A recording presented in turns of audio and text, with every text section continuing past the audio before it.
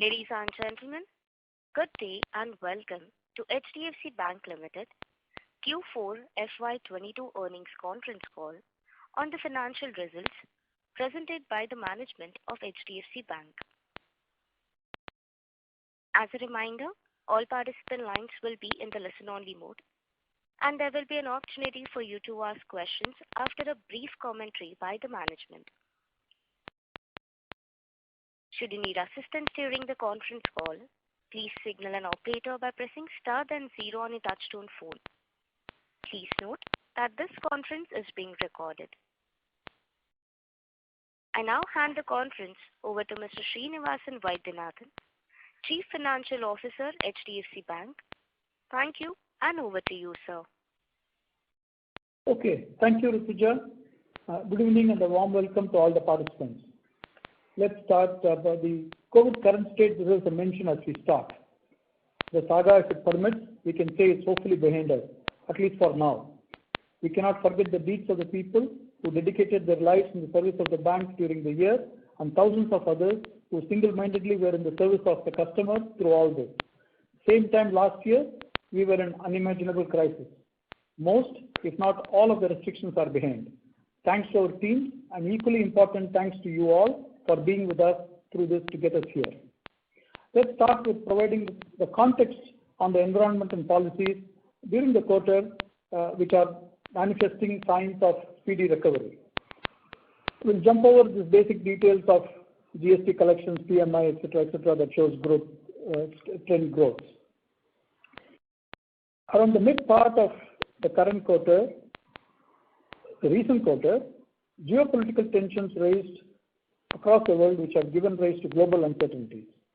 This has impacted the global economies profoundly, which is evident from the surge in crude oil price, major commodity prices, and then further global supply chain disruptions in recent weeks.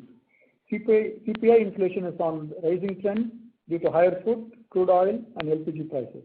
The RBI kept its monetary stance unchanged. However, it is expected that this accommodative stance shall be switched to a neutral stance in the next MPC. We also saw the introduction of SDF and the RBI reverting to a pre-pandemic policy corridor of 50 basis points with a lower bound SDF and the upper bound MSF. We are confident that the policy measures are supportive and at this time provides impetus for continued growth. Let's go through 4 key themes at a high level. First theme is about the investment in human capital, branches, aided with the best-in-class technology. During the quarter, we added 7,167 people. For the year, we added 21,486 people, which is an all-time high. To get the people ahead on the productivity curve as the economy accelerates. During the quarter, we added 563 branches. For the year, we have added 734 branches, which is about 2 branches per day.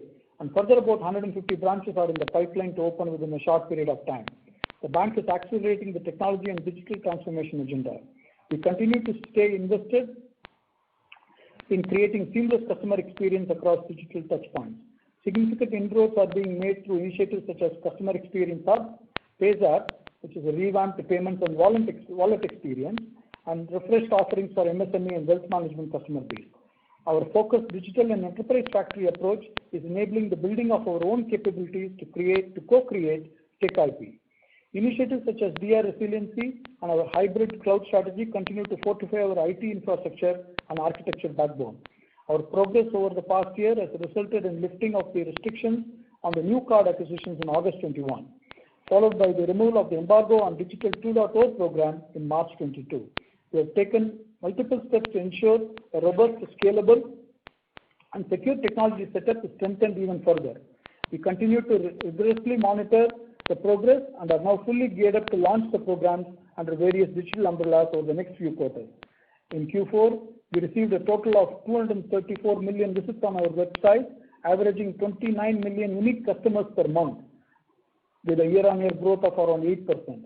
As per our analysis, we had 35 to 75% more visits on our website than a public or private sector peer. Close to 57% of the visits were through mobile device, indicating the mobile centricity of the footfalls. The second thing, let's talk about the business growth that continues to gain momentum across diverse products and segments driven through relationship management and enhanced digital offering. Total advances were 13,68,821 crore, which grew by 8.6% sequentially and 20.8% over prior year. This is an addition of approximately 1,08,000 crore during the quarter and 2,36,000 crore since prior year. Commercial and rural banking businesses grew 10% over the prior quarter and 30% over prior year. As you know, the segment is a significant contributor of PSL assets. On retail, we witnessed a healthy growth in disbursements across products, resulting in assets growth of 5% over prior quarter and 15% over prior year. This segment is gaining momentum. It could have done even better if the vehicle segment was not impacted due to supply chain issues. Wholesale business too showed a sharp rebound across sectors, growing 11.6% over prior quarter and 17.4% over prior year. Franchise building continues to remain robust with our persistent focus on granular deposits and bringing in new customer relationships, thereby further strengthening our position to gain market share. We opened about 2.4 million new liability relationships during the quarter and 8.7 million new liability relationships during the year, exhibiting a phenomenal growth of 25% over prior year, thus enabling the broad basing and deepening relationships. Total deposits amounted to 15,59,000 crore, which is up 16.8% over prior year. This is an addition of approximately 1,13,000 crore in the quarter and 2,24,000 crore since prior year. CASA deposits recorded a strong growth of 22% year-on-year, ending the quarter at 7,51,000 crore with a CASA ratio of 48%. Retail constituted over 80% of total deposits. The bank had 16.5 million cards as of March 22. During the quarter, we have issued 8.2 lakh cards. Further, we have issued 21.8 lakh cards since lifting of the embargo in the 7 months of this financial year. Card spends have grown by 28% over prior year. The bank has 3 million acceptance points as of March with a year-on-year growth of 37%.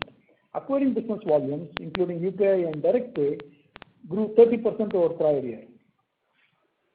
Now let's get on to the third one about the market share. Our market share in advances has improved from 10% to 11% during the year. Our incremental share of credit growth in the economy was at 24%. We have demonstrated in the past that our rate of growth is not inhibited by our market share. To further illustrate, over the past 5 years, despite the market share improving from 7% to 11%, we have sustained our advances growth to around an annual 20% rate. In deposit mobilization, our market share improved from 8.8% to 9.5% during the year.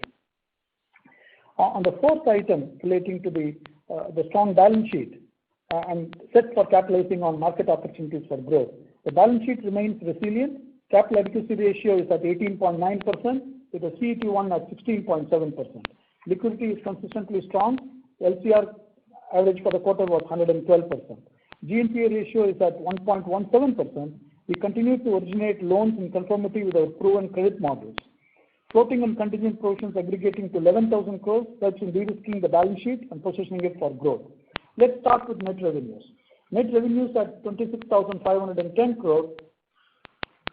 Net revenues excluding trading income grew by 10.4% over prior year and 3.8% over prior quarter, driven by an advances growth of 20.8% and deposits growth of 16.8%. Net interest income for the quarter at 18,873 crores, which is at 71% of net revenues, grew by 10.2% over prior year and 2.3% over prior quarter. For the quarter, the core net interest margin was at 4%. Based on interest earning assets, the NIM was at 4.2%. For the full year, core net interest margin was at 4.1%, and based on interest earning assets, it was at 4.3%. Our asset mix has shifted towards higher rated segments during the COVID period, albeit at lower yields. As a result, NII growth has been lower, but with a corresponding offset in credit costs, which are lower than the historical average. Further, looking through another lens, our NII to credit RWA, credit risk-weighted assets, has improved over pre-COVID levels by approximately 20 basis points and is currently around 7%, representing our optimized pricing for higher rated segment volumes. Moving on to details of other income. Total other income was at 7,637 crores. Excluding trading income, total other income grew by 10.6% over prior year and by 7.6% over prior quarter. Fees and commission income constituting 3/4 of other income was at rupees 5,630 crores and grew by 12.1% over prior year and 10.9% over prior quarter. Retail constitutes approximately 94% of fees. Bank's retail franchise delivered well on fees and commission income commensurate with the healthy assets growth registered during the quarter. Fees on payment products remain subdued due to lower risk-related fees, over-limit fees, late payment fees, etc., reflective of our cautious approach to card-based lending as well as customer preferences. However, card sales and interchange have come out robustly. In all, this had an impact of about 4% on fees. FX and derivatives income was at 892 crores, was higher by 1% compared to prior year of rupees 879 crores. Trading was at negative 40 crores for the quarter. Prior year was at 655 crores and prior quarter was at 1046 crores, which were opportunistic gains from our investment portfolio. Other miscellaneous income of 1,155 crores includes recoveries from written-off accounts and dividends from subsidiaries. Moving on to operating expenses for the quarter were at 10,153 crores, an increase of 10.6% over prior year. During the quarter, I mentioned about the 563 branches that were added, and for the year 734 branches and 2,043 ATMs, taking the total network strength to 6,342 branches, 18,130 ATMs, and 15,046 business correspondents managed by common service centers. We are further expanding our distribution network through partnership with Airtel Payment Bank, India Post Payment Bank, and Manipal Business Solutions, who have approximately 60 million, 50 million, 13 million customers under their ambit respectively and can provide access to that. Cost to income ratio for the quarter was at 38%. With stepped up investments in technology and retail segment continuing to pick up, we anticipate the spend levels to increase driven by volumes, sales and promotional activities and discretionary spends. Moving on to PPOP, the pre-provision operating profit was at 16,357 crores. Excluding trading income, PPOP grew by 10.2% year-on-year and 4.2% sequentially. Coming to the asset quality, the GNPA ratio was at 1.17% as compared to 1.26% in the prior quarter and 1.32% prior year. It is pertinent to note that about 19 basis points are standard. These are included by us in NPA as one of the other facility of the borrower is NPA. Net NPA ratio was at 0.32, preceding quarter was at 0.37. The annualized slippage ratio for the current quarter is at approximately 1.3%, about 4,000 crores, as against 1.6% in the prior quarter. During the quarter, recoveries and upgrades were 2,100 crores for approximately 18 basis points. Write-offs in the quarter were 1,700 crores or approximately 16 basis points. These basis points I mentioned are annualized basis points.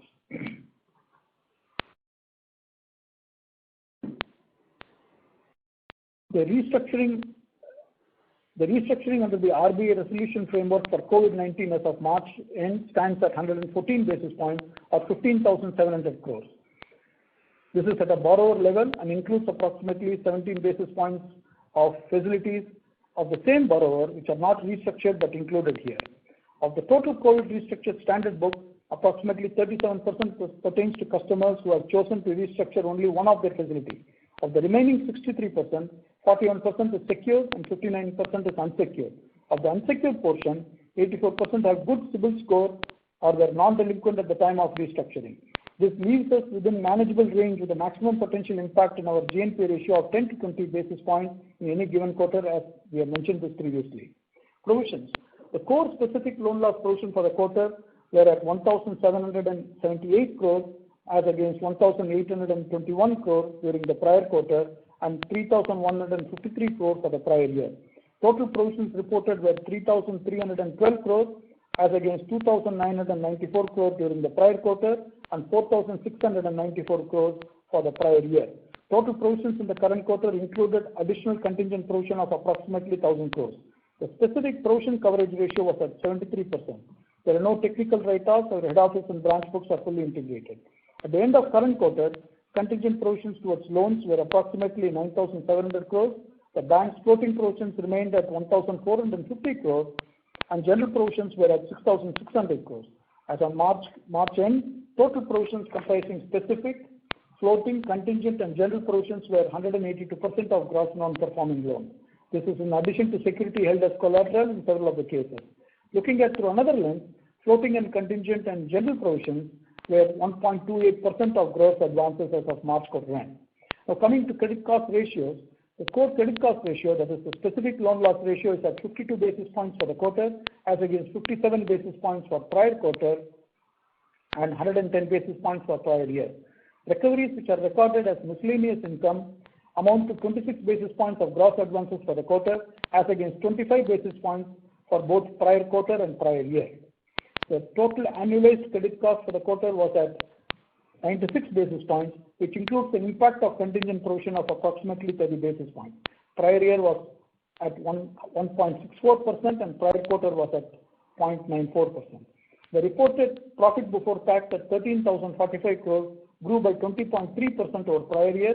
Net profit for the quarter at 10,055 crores grew by 22.8% over prior year. Net profit for the year ended March 22 was at 36,961 crores, up 18.8% over prior year. Now on to some highlights of HDBFS. This is on an Ind AS basis. The total advances were 61,326 crores, of which 76% were secured.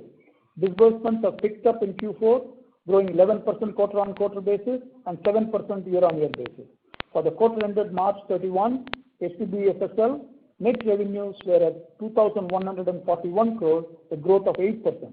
Provisions and contingencies for the quarter were at 422 crores, including 223 crores of management overlay, as against 429 crores for the quarter ended March 21, and 540 crores, including a 98 crores of contingent management overlay in the prior quarter, in the sequential quarter. Gross stage 3 stood at 4.99, down from 6.05 from the sequential quarter comparison. This includes an impact of 1.27% on account of new RBI guidelines issued in November 21. 80% of the stage 3 book is secured, carrying provision coverage of 44% as of March 31, 22, and is fully collateralized. 20% of stage 3 book, which is unsecured, had a provision coverage of 87%. Above all, HDB remains well capitalized with total capital adequacy ratio at 20.2% and Tier 1 capital adequacy at 15.2%. LCR was at 102%. Profit after tax for the quarter ended March 22 was 427 crores. Earnings per share in the quarter was 5.41, and book value per share was at rupees 120.69. As of March 22, HDBFSL had 1,374 branches across 989 cities and towns. Now on to HSL. HDFC Securities has a wide network presence of 216 branches across 147 cities and towns. There has been a significant increase in its overall client base to over 3.8 million customers as of March end, an increase of 40% over prior year. 86% of HSL's revenues come from transactions done by customers on its digital properties. HSL's revenue aggregated to rupees 510 crore for Q4 22, an increase of 16% over corresponding period a year ago. Net profit after tax was at 236 crores for the quarter. Earnings per share in the quarter was rupees 148.84 and book value per share was at 1,050. In summary, we remain committed in offering our customers with comprehensive range of products and services while capitalizing on growth opportunities. We have delivered consistent performance for years together and remain pledged towards the culture of excellence. Thus, the quarter results reflect advances growth of 21%, deposits growth of 17%, profit after tax increased by 23%, delivering a consistent profit growth rate and return on asset of over 2% and ROE of over 17%. Earnings per share in the quarter of rupees 18.1. Book value per share increased in the quarter by rupees 18.6 to 433. The economy is growing, businesses are robust, credit demand is high, savings growth is strong, customers have cash to spend and are spending. We are here to serve. With that, may I request the operator, please open up the line for questions. Thank you. Thank you very much. We will now begin the question and answer session. Anyone who wishes to ask a question may press star and one on the touchtone telephone. If you wish to remove yourself from the question queue, you may press star and two. Participants are requested to use handsets while asking a question. Participants are requested to limit their questions up to 2 per participant. If time permits, you may join the queue for any follow-up. Ladies and gentlemen, we will wait for a moment while the question queue assembles.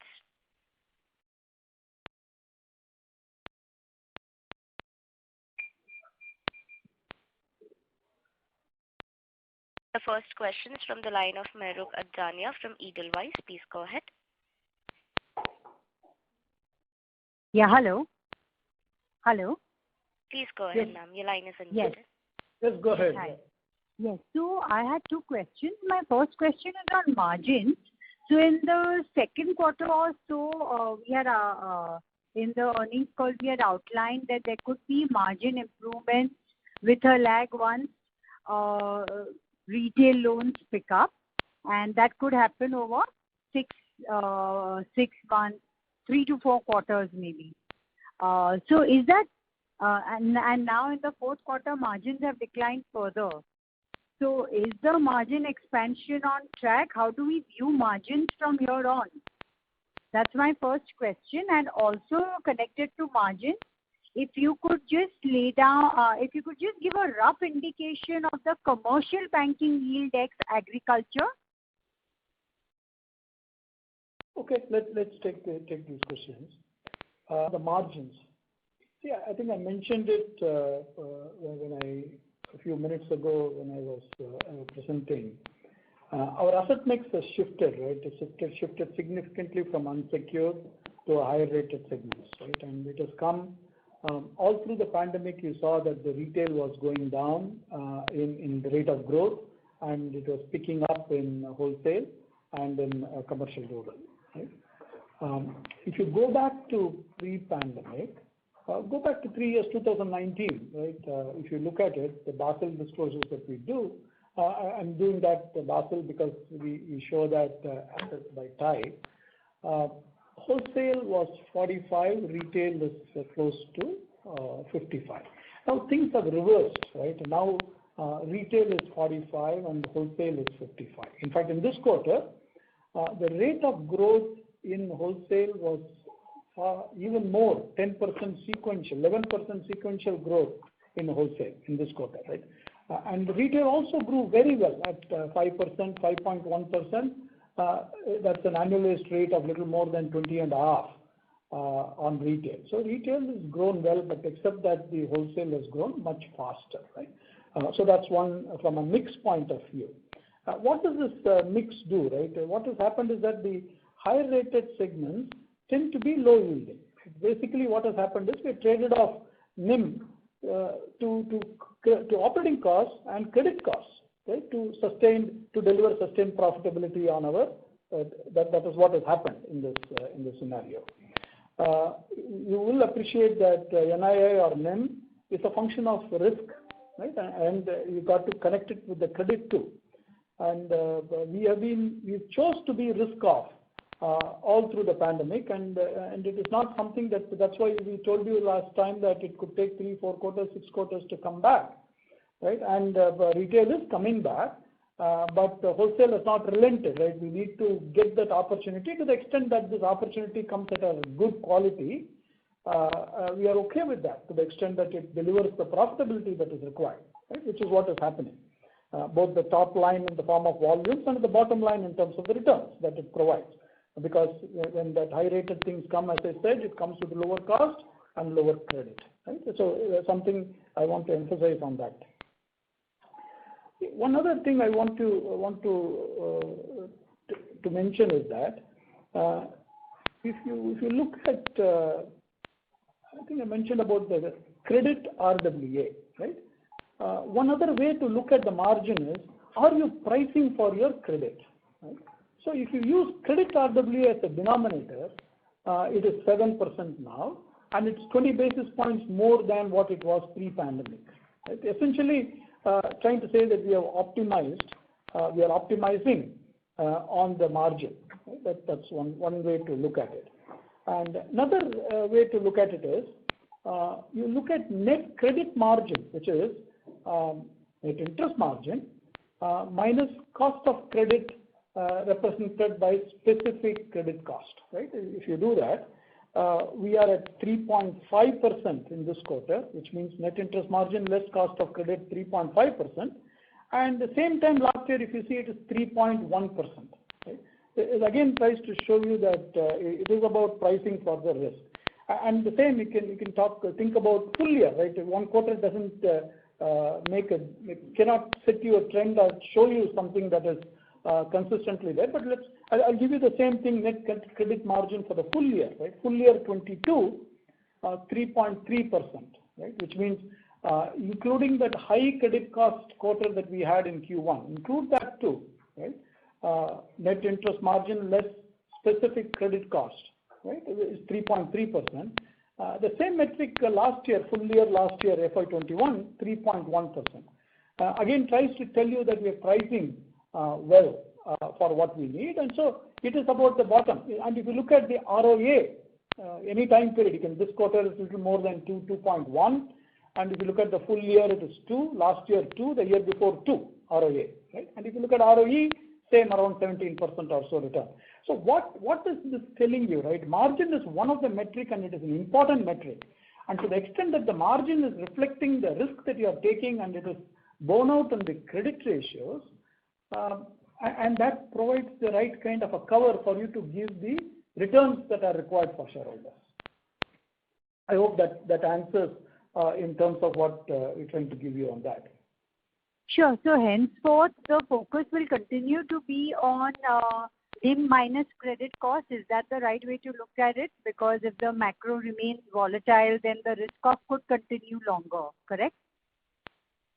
Yeah, in terms of how long, see, the retail growth, if you see, is at 5.1% growth is what we have had sequentially, right? On a year-on-year basis, if you see retail, it is about 15%. So it is lagging. That means the quarter growth is more than the year-on-year growth because it was on a sliding scale. More paydowns were happening than bookings in the past several quarters around the COVID time period. And now the sequential is leading, right? You're seeing that it is beginning to go on an up curve. So the year-on-year will come and catch up soon, right? And that is one on retail. You need that to power. And when the retail powers, I do want to mention to you, it does not come free. It comes with enormous cost. You can see the cost to income, the full year cost to income is at about 37 or so. The quarter cost to income is 38.3 to be more precise, right? It comes with cost, and when the retail powers to 6% and 7% and so on, you will see that the cost to income also goes up. And again on the credit and the credit cost I'm talking about, that also goes up because retail comes with a higher credit cost, right, compared to wholesale. So at the end of the day, it is about getting the returns that you need. That is why I tried to focus and I gave you the numbers on the return on asset, on the return on equity, which is what gives the shareholders value or at least returns above the cost of capital. Right? If you think about what the cost of capital is, whether it is either any of these mix, whatever happens on the individual line, is your top line growing, is your customer franchise growing? We've shown you how the retail, wholesale, and the commercial is growing. 5% on retail, 10% on commercial, 11% on wholesale. Right? That is the top line customer franchise growth that you're seeing. Right? And what is it translating into the bottom line? Good return, 18-20% PBT or PAT with a 2% ROA, 17% ROE. So that's what at the top line and the bottom line from a franchise growth point of view gives you. In between, that is the optimization tools that we deploy to get that. Got it, sir. Sir, any rough range you can give on yield on commercial banking loan? So yield on commercial banking will be approximately about 8% or so. And you asked about what the agri could be. 9-10% also is the agri yield. Okay, sir. So, and what would be the, now moving on to the next question, what would be the, what is the accounting policy associated with RSUs? in terms of upfront cost and amortization? Okay. See, first accounting policy on RSUs. First, let us take what is RSU, right? So that you see whether it is any different from ESOPs or not from a cost point of view. It is RSU. You can think about it as similar to ESOPs, except that it is at a deep discount, right? That's one thing. That's at the excise price is one. However, the way to understand this is the number of RSUs would result in no different impact at the bank chosen to grant ESOPs. No different.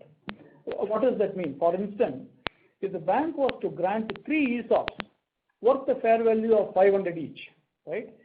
It will grant 1 RSU. Right? That's all. That means fair value of 500, you grant 3, an employee gets 1,500. Now, when you grant RSU, you just grant 1 RSU. And what does it do? So that the total compensation is remaining at that 1,500 or so. And it avoids the shareholder dilution to some extent, right? It mitigates the shareholder dilution. And what is it that we are trying to do RSU? One, it is intended to be extended to mid and junior management, right? Far deeper in the organization. For the staff up to 10 levels below the managing director. That's one thing more, right? And this will be part of the overall compensation structure. This is whatever is the compensation structure, this is part of that overall structure. 75% of the RSUs are intended for personnel in level 6 to 10 below the CEO, right? 75% is intended for them. And what is it going to do? It is going to lower the attrition significantly. It's going to bring up enormous amount of productivity at those levels. So this is something that we thought about it, and we wanted to make a difference to those employees and make them share owners and get them this so that they can participate in these things, right? Just so that you have a context of what this will mean. Another thing that you need to think about RSU, right? It is granted, whatever approval we have sought from shareholders is expected to be granted over the next 4 years. Right? So it's not a 1-year grant or something, so expected to be done over a 4-year period. The second, which is what normally we do, even ESOPs, we take approvals that is expected to be at a 4 or 5 year period or something. Then the next thing on the RSU, the vesting period is 5 years. So which means 4 years to grant, right? Every year 1, year 2, year 3, year 4, 5 years to vest. So this can go all the way to 9 years from now, right? And whatever cost needs to go in the P&L will go over that longer period of time. That's one thing. The second thing that you touched upon, what is the accounting, right? The current accounting is like it was for ESOPs, which is, it doesn't need to go through P&L other than for material risk takers and executive directors and CEOs and so on, right? But ESOP, we as a bank chose to have that on the P&L for all of them, right? We have that. And for RSUs, we will decide what we need to do, whether it is from a shareholder point of view, it mitigates the dilution. That's what I want to leave you there. Compared to ESOP, it doesn't change anything different. That means, as an example I gave you, an employee got 3 ESOPs, and the equivalent compensation of 3 ESOPs was 1,500. Will get 1 RSU for the same compensation value of 1,500. Got it, sir. Thank you so much. Thanks a lot. Thank you. Thank you. The next question is from the line of Rahul Jain from Goldman Sachs. Please go ahead. Yeah, hi. Good evening, Srini. Am I audible? Yes, Rahul. Good evening. Great. Thanks. So 2 or 3 questions, Srini. First of all, on the liquidity coverage ratio, dropped quite a bit in this quarter. Seems like you utilized the excess liquidity that you were sitting on. So how much more scope is there to rationalize this? And if I were to tie it in with the deposit mobilization, that you also intend to do in light of the merger, what would be the strategy out there? So that is the first question for me. Okay, let's get on to that one. The first thing is as it relates to we have continuously optimized on the liquidity available, as you know. And the context for this quarter, if you see, we had loans growing. In this quarter, loans growing 1,08,000 crores. Right, in one quarter we had that kind of a growth, right, 1,08,000 crores. And in this quarter, the deposits also grew 1,13,000 crores. Right, so we did consume. Still, the deposit growth from an amount point of view exceeds the loan from how we have deployed. But from an LCR value point of view, it will come down because there are certain things that you will have to have the liquidity assumptions, the rundown assumptions, and so on and so forth. So we have used that. And how much more we can optimize this? I don't think we can optimize this any further. Right? We have come to 112. Probably, see, we run it with a floor of about 110. Right? That's the kind of a floor we think that we will run. At 110, we will get on to doing certain things in terms of mobilizing more. And we'll love to run it between 110 to 115 optimized. But I do expect, I think in some other context, we did talk about the branch vintage model and the deposits that it should generate. Right? Think about the branches that we have opened. The 0 to 3 year vintage branches, call it, provides a value of X, and that those branches migrate to 3 to 5 years and 5 to 10 years, give you a value which is 3x and 5x from a branch productivity point of view. The branch productivity that we have as a bank is 250 crores per branch. Right? That's the productivity that we have, and that's one of the best in class in the industry. Right? And if you look at certain branches that are new vintage branches, they are progressing towards that high productivity. And that's I think some other context somewhere we published in terms of what the branch productivity model is and how the branches are progressing through that vintage model. Right? So that's one that will bring the deposits more. The deposits gathering is less about the merger combination or whatever we talked about. Right? That's something that we need to work on and think about to fund. And that's part of various branches that we are opening anyway. We opened 563 branches in this quarter, 700 odd branches. And we have said that we want to open order of magnitude the 700 to 1,000 branches. During the COVID period also, last year we opened 353 branches, FY21. So we continue to do this because we believe that the radius around which the customers can be serviced, currently I'd call it 4-5 kilometers radius, needs to come down to 1 to 2 kilometers radius from where the branch in the catchment area can effectively manage the customer's relationship better. Right? So the part of that we open, and it is also about getting the sales force to sit in those branches and do. So essentially, yes, deposits gathering is a prime kind of an activity. Branch opening is that. Branch vintage model monitoring and driving through that is another kind of a dimension to look at it. Yes, we'll keep driving that. Got it. Srini, just one more question on retail. So various segments in retail have shown now continued momentum. So fair to assume that all the credit filters have normalized and this can be sustained over the next few quarters and few years. You mean the retail lending, retail loans? Lending growth. Yes. Like credit cards, PL, etc. picked up. Yeah. Yes, we believe so. Right. So even in this quarter, if you look at it, the retail grew by about 5% or so sequentially. Right. That's the kind of growth. Now, supply chain issues were impacting the vehicle type of businesses. That grew lower than the average. And the payments business, I alluded to the card spending growing at about 28% or so, but the payment business grew, the cards business on the loan side is about 14% or so, and sequentially slightly under 5, rounds to 5%, right? Under 5, so slightly under the average. Now, if you look at the total outside of the vehicle segment and the cards, the retail currently is powering at about a sequential momentum of about 6% or so, right?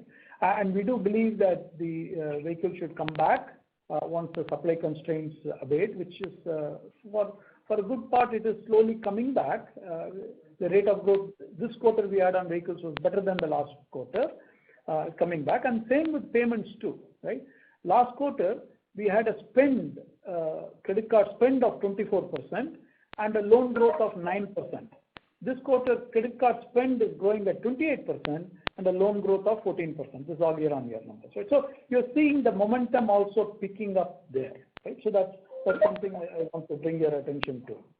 And that's over a longer period of time, that's what you should expect, that there is an enormous opportunity, demand far outstripping supply, and the credit penetration in the country is low, and we are there, capturing that. Srini, can I just squeeze in one small question on the fee income as well? It picked up, this quarter nicely, 12% year-over-year. Can you just, break it down between payments and the other usual fee income that you earn, how the momentum has been there in those segments? Okay. Thank you. That is it from us. Thanks. Okay, got it. Yeah. See, the 12% is partly aided by the payments doing a little better also, but still payments is not at the business as usual type of growth that we have seen in the past, right? It is not done. But from a mix point of view, if you see what the mix is, the total 12, the payment is 10-11% or so now. It was a very small single digit last quarter. And excluding the payments, we are at about 14-15% or so on the fees, right? And if you think about the mix that you asked about, the retail, the assets and the liabilities on the retail, that's, call it about, say, 40%. You should look at an annual rather than quarter, because quarter to quarter there will be variation. Some point in time you will see some third-party products, customer preference, and some point in time you will see some festival spend and other things happening. So quarter to quarter variations, but if you look at the mix of various fees over a year kind of a time period, retail assets and liabilities, about 40% of the total, about 20 each. And if you look at the third-party product, you can call it close to a quarter of the total fees, and card, call it about under a third, call it 30% or so, right?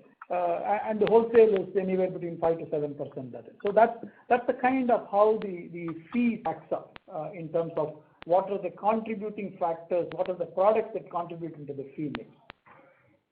Got it. So payments grew 10 to 11% YOY in this quarter. Just want to clarify that. That is correct, yeah. But still it is lagging what it used to. Yeah. Got it. Thank you so much, Srini. Really appreciate this. Thank you.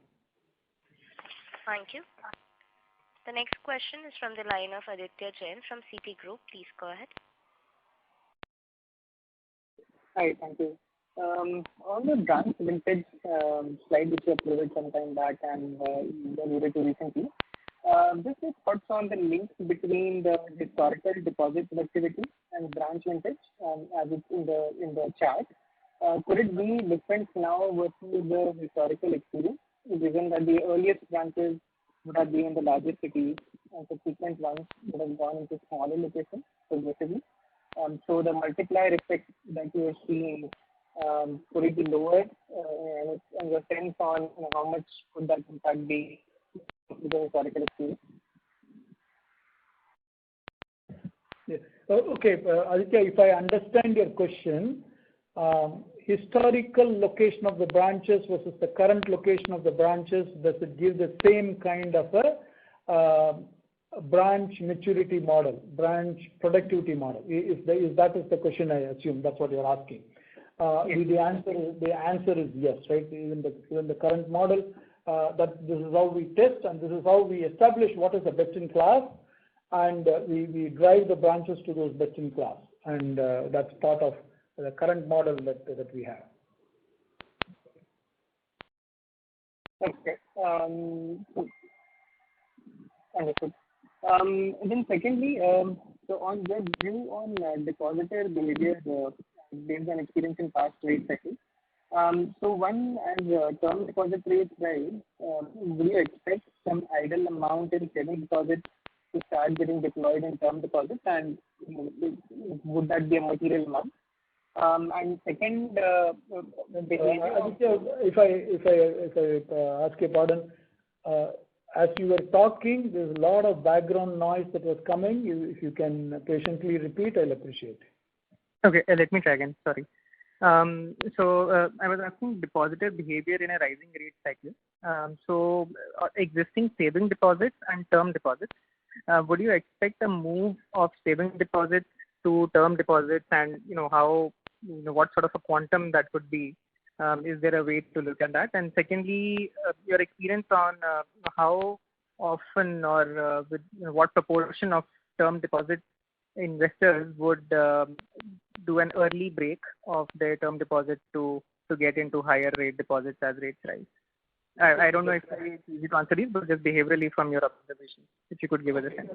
Okay, a couple of questions you had. One is what will happen to the mix of products between savings and time deposit as the rate starts to go up, right? See, if you think about our historical mix of CASA ratio, currently at 48. 48 is high. Last quarter was 46, right? But if you look at over a longer period of time, the CASA ratio, anywhere between 40-42, that is the kind of rate at which you will see that. We are not shy of that, and I'll tell you this. The time deposit penetration in our customer base is at just high teens. We would expect the time deposit penetration in our customer base to be in the 80s and 90s, because as part of the customer's asset allocation, you would expect every customer would be having some amount in some liquid funds, so some in savings, some in time deposit, and so on and so forth, right? So you would expect that the customer would have, and our penetration, we have a long way to go to get the penetration up, right? So that's one thing, and we are not shy of that, and that's part of the narrative our RMs have conversations in the relationship management with the customer, is to engage, to deepen that relationship, and if it is time deposit deepening, so be it, right? Over a longer period, if you go back 5 years ago, 3 years ago, 5 years ago, 40, 42, that's the kind of range that we've had, right? In recent times, it has gone up. But even now, a rational customer will go to time deposit if required, right? If he wants 50 basis points more, the customer will go to time deposit. And as the rate starts to go up, may go, and we are okay with that, because that's how you price the assets too, right? You price the assets also. As the rates go up, time deposit goes up, asset price also will be repriced up. Got it. So there could be some more movement towards time deposit. And the second part of my question, if you could touch upon that, behavior of time depositors, would they sort of breaking a current deposit in a higher rate term deposit? It depends on the customer at what rate. It depends customer to customer. It depends. I'm sure there is a break-even analysis that everybody does in terms of when you break a time deposit and you pay the breakage fee, and because there is a penalty for prepayment, and when you do and pay the prepayment penalty and you book it into the new rate, what is the yield pickup that you get and over what tenor? So there is a math to be done, and I'm sure the customers do, but we don't see that as a rampant issue. That is not something that is something that bothers, right? And there is always somebody who may have booked it at that very low rate who wants to come and change it. Good. Thank you. Thank you. The next question is from the line of Manish Shukla from Axis Capital. Please go ahead.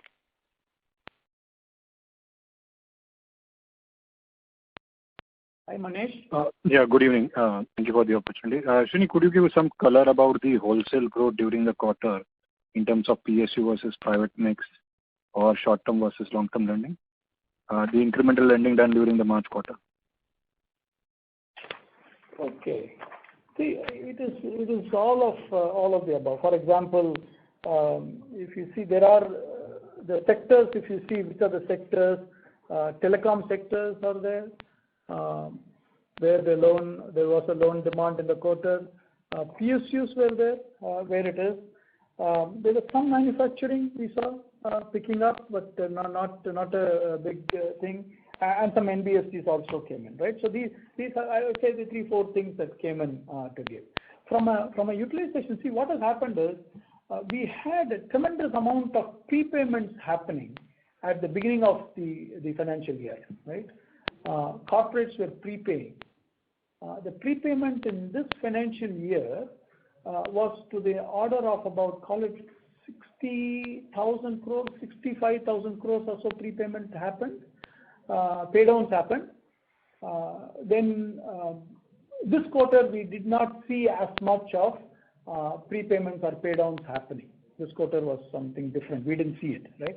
So the two things contributed. Some new demand. I gave you some sectors that there was some credit demand, and the other thing is that the prepayment didn't happen as it was seen in the prior quarter. So these two contributed to higher wholesale, and we are pretty okay because we are very interested in a relationship. We don't measure the profitability only on the loans, which again, by the way, the cost to income on the corporate side is in single digit. The cost to income is single digit. The expected credit loss is virtually nothing, right? So highly profitable or equally profitable as any other product that you would imagine, and so we're quite comfortable with that. And apart from that, it provides that the kind of entry to deepen our relationship on the retail side through the salary relationships and the products that we do on the retail side with them. Sure. In terms of overall wholesale mix, how would the PSU mix today versus, let's say, a year or two back? Share of PSU in overall wholesale? As part of the, we not put that PSU out. We are not separately called out for PSU, but if you look at the sectoral deployment, I think we publish that periodically. You'll see that somewhere, if it's so far not published, it will publish later today, I think. The sectoral deployment. Sure. Last question, in terms of your overall loan books, how much is floating rate, and within that, how much is linked to repo? Floating rate and fixed rate is, call it,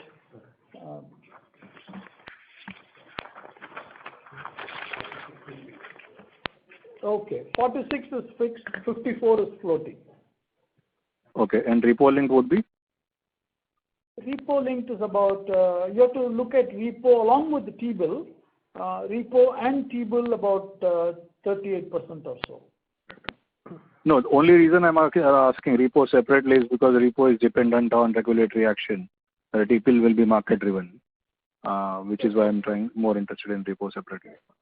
Yeah, I think it was about 29%, 30% was the repo, about 10% was T-bill. Sure. Thank you. Thank you very much. Thank you. The next question is from the line of Sagar Doshi, an individual investor. Please go ahead. Sagar Doshi, please go ahead with your question. Hello, sir. Hello. Yeah, hello. Hello. Yeah. My question is regarding the treasury income. So, as I could see quarter on quarter and year on year, the treasury segment income has reduced. I understand that it might be due to the bond yields, etc. But could you give any view on that how it would go going ahead? Okay. See, on the you're talking about the trading income, right? That I alluded to. Okay. The last year same quarter was about 655 crores. Last quarter was little more than 1,000 crores, and this quarter was close to nothing, or actually negative 40 crores, right? So that's what you're talking about, I guess. Right. Those were, as I alluded to several minutes ago, those were more opportunistic gains that we harvested from whatever was possible, the timing and so on, whatever we could, we harvested. And in this quarter, when the rates are rising, we haven't harvested, and the opportunities to harvest is also less, right, in a rising scenario, rate scenario. So going forward, how you should think about it? You should think about it that it is minimalistic. The second thing also you need to think about it is the when we have excess liquidity, too much of excess liquidity, we do have always excess liquidity. When we have too much of that, we deploy it in such a way that we don't mind harvesting gains on those excess, right? So that the drag that can come from securities at a lower kind of a coupon is offset in some other form. but we are at an LCR of 112, call it around between 100 to 115 kind of a range. So you should not expect the treasury trading income to sustain at any big levels for the time being. Okay, got it. Thank you. Thank you. The next question is from the line of Adarsh Parasrampuria from CLSA. Please go ahead. Hi, Srini and team. I had a couple of questions. One is from a line. Understand your view. Sorry to interrupt you, Mr. Adarsh, but your voice is breaking. Can you please check? Yeah, let me try again. So, from a next 12 to 18 month perspective, how do you prepare the balance sheet for the, you're already ramping up on branches and deposit mobilization. What's the implication both from how the balance sheet liability side would look? Would you bloat it up as you get closer to the merger? And from a OPEX perspective, because you ramp up distribution a little more front-ended, does that cause a drag on P&L for the next 12, 18 months till the merger? Okay, good. A couple of good points you're raising, but it's very important we address it right, so you can think about it. It is not about preparing or merger or anything, but what is our normal strategy, right? That's a good thing to keep a note of. We do want to ramp up branches. We do want to bring in new liability relationships. We do want to get the branch productivity from a deposit gathering point of view to be the best in class, right? And as I mentioned to you, 250 crores per branch is the best in class, and we are trying to deepen even further from a productivity point of view on that. So we'll keep going on that. That's one. So irrespective of what it is, we do, and that is part of what the branch growth that we have embarked on, right? There was a modest 350 odd branches in FY21. This year we have taken it to more than 700, and we have a plan to sustain significant amount of branch growth. Right? 150 branches are in the pipeline to open anytime soon, and so we are going to do that to mobilize the relationship. The reason for the deposit is we have equally from an asset appetite point of view. If you look at the last 5 years, right, we have grown assets CAGR, call it 20+%. That's what historically. Why I cannot give you an outlook of how asset growth, what is the asset growth we are doing, but I can only point you to the past to say, if you look at any kind of a two blocks of 5-year period or something, think about the 2017 to 22 or 16 to 21 or 11 to 16, whatever kind of a time period, if you see, high teens to 20, right? That's the kind of rate of growth at which we have gone.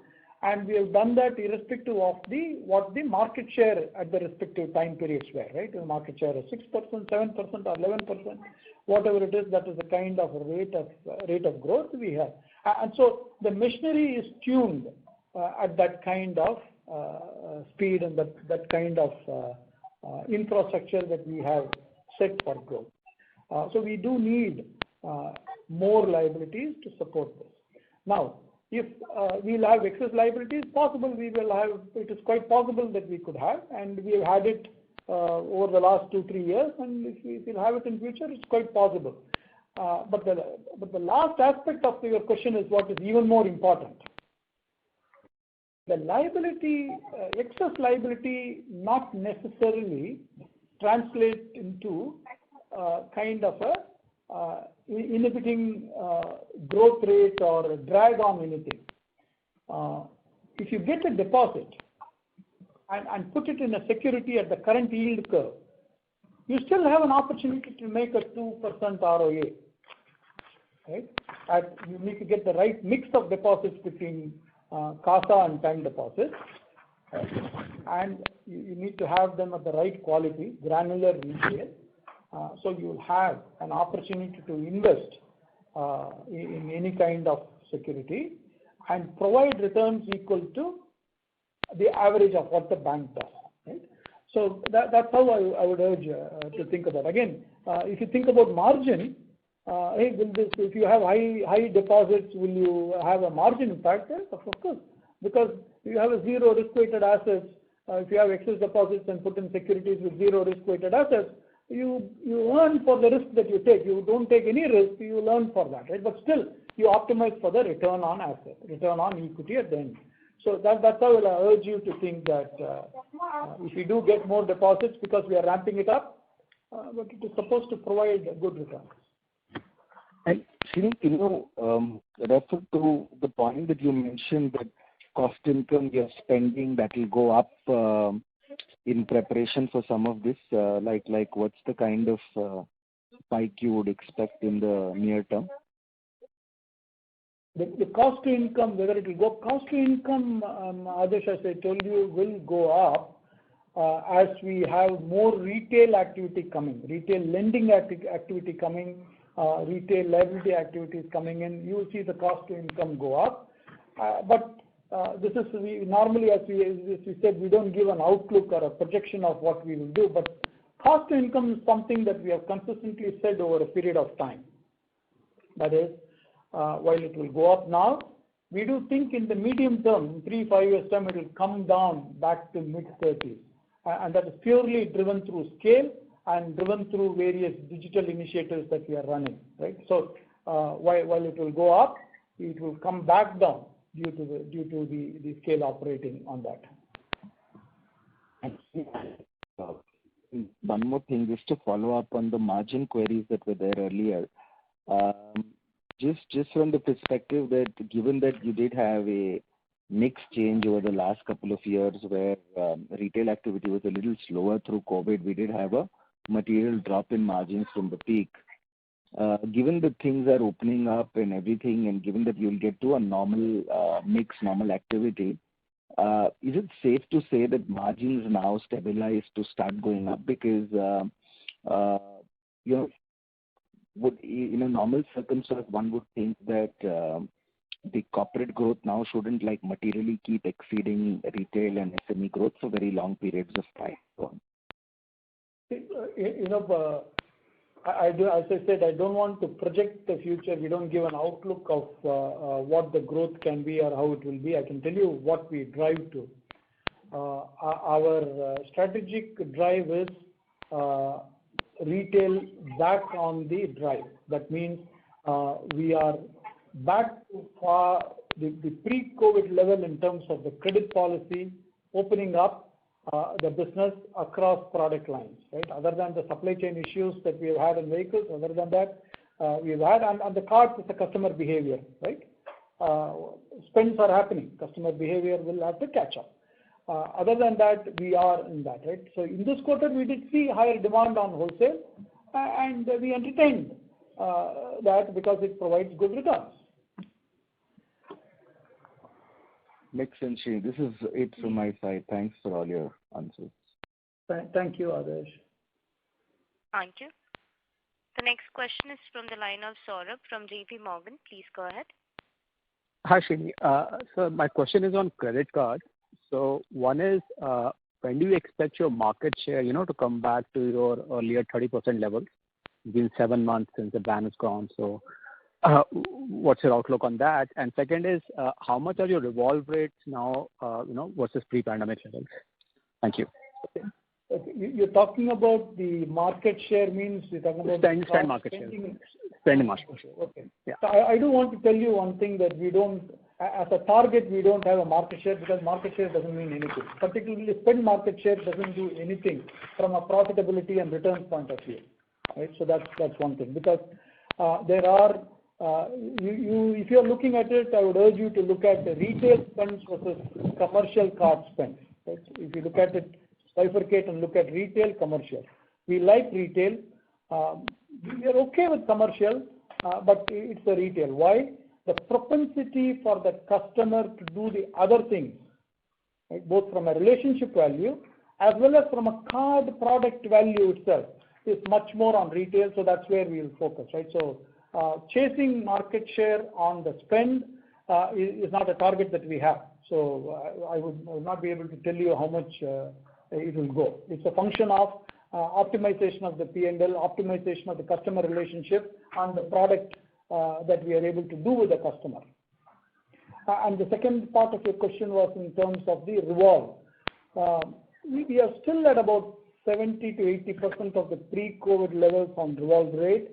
Last quarter I mentioned that. Last quarter to this quarter, marginal improvement, 1 percentage point improvement in revolve. So that's also part what you're seeing in the card balances going from year-on-year growth to 9% to 14% is going in the right direction. But then that has to do that magic of paying interest, right, as that starts to go up. It's a question of customer behavior, and it follows with the lag. Got it. Spend happens, and you're seeing the spend happening. The build-up on the ANR must happen. You're seeing that the build-up on ANR is slowly coming. The third aspect of this is when the build-up of ANR happening, the customer needs to start to revolve. I can see that it is turning the corner, 1 percentage point better, but some way to go. Got it, Srini. And just one final question. When is PayZapp launching? Thanks. PayZapp launch is probably a quarter away, I would say. We have several plans on that, from a close user group to making to selective customers and then getting to broad base. Maybe a quarter away, I would say. Thank you. Thank you. Ladies and gentlemen, this was the last question for today. I would now like to hand the conference over to Mr. Vaidyanathan for closing comments. Okay, thank you. Thank you all for joining us today. We appreciate your time, and we had a good conversation. If anything more that you have, you can connect with Ajit Shetty in Investor Relations. We shall be happy to engage with you. Thank you. Thank you. On behalf of HDFC Bank Limited, that concludes this conference call. Thank you for joining us, and you may now disconnect your lines.